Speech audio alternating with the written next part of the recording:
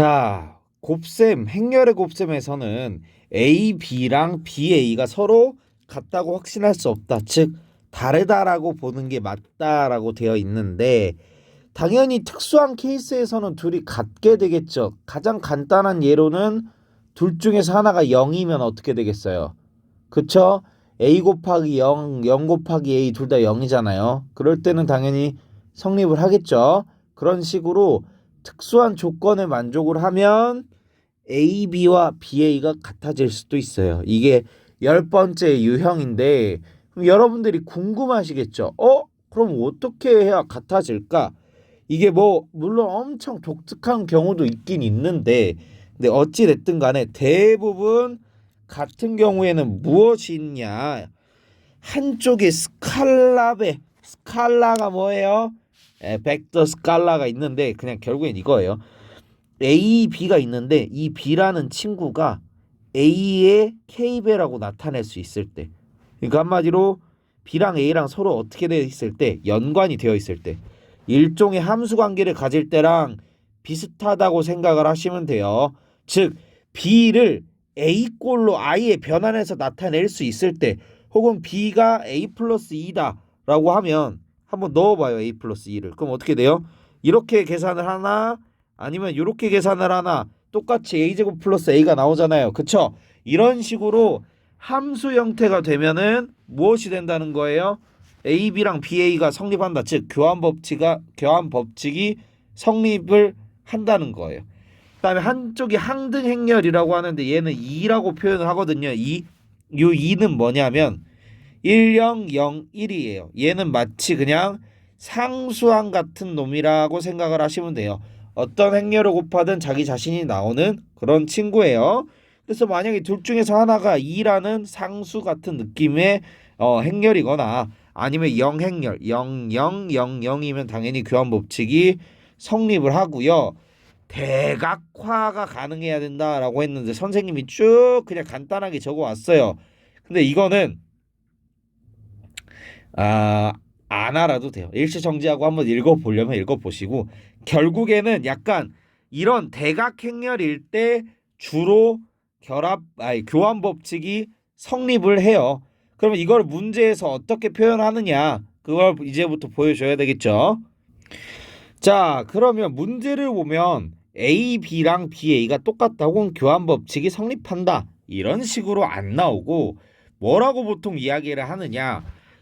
우리가 아까 봤잖아요. 우리가 딱 보자마자 A제곱 더 빼기 B제곱 아니야? 할 수 있는데 사실 마이너스 AB와 플러스 BA가 있어야 되는데 얘가 어디 갔네? 없어졌네? 없어져도 성립을 하네? 그럼 얘가 0이 돼야 되겠네? 그럼 AB 더하기 BA가 0이 되려면 BA는 AB 즉 AB랑 BA가 같아야 되네? 가 되는 거예요. 이런 식으로 은유법이라고 하죠. 직유법이 아니라 은유법으로 은유적으로 야 얘래 너 얘 알아서 얘 구해봐 약간 이런 느낌이에요. 그러면 바라는 대로 주셔야 되겠죠. 자 A 곱하기 B 그 다음에 이번에는 B 곱하기 A 이렇게 써주고요. 뭐 귀찮겠지만 써봅시다. 3x 플러스 y. 자 그럼 여기는 뭐예요? 3x 빼기 2랑 똑같아야 되네요. 그럼 y가 얼마가 나와요? 바로 마이너스 2가 나와버렸네.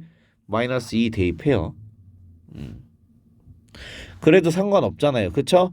자 그 다음에 얘랑 그 지금 여기랑 여기 곱하면 2x 플러스 2x 빼기 4네요. 그쵸? 2x 빼기 4. 자 얘랑 곱하면 마이너스 6 플러스 4인데 그럼 얘랑 같아야 돼요. 얼마? 마이너스 2. x가 얼마가 나오겠구나? 1이 나오겠구나. 따라서 x는 1, y는 마이너스 2 해가지고 곱하면 마이너스 2라는 정답이 나오겠죠. 자 선생님이 분명히 행렬의 곱셈할 때 이게 다 네 개가 다 뭐 해가지고 뭐 서로 다 이렇게 돼야 된다라고 했는데 사실 간단하게 필요한 행열만 곱해가지고 하는 게 가장 편하고 좋습니다. 그러니까 이렇게 빨리 끝났지. 사실 이거를 다 쓸 순 있어요. 여러분들이 다 못 쓸 이유가 없잖아요. 그쵸? 자, 근데 우리는 효율적인 거 좋아하잖아요. 굳이 구태여 다 할 필요가 있다 없다? 예, 없다라는 거예요.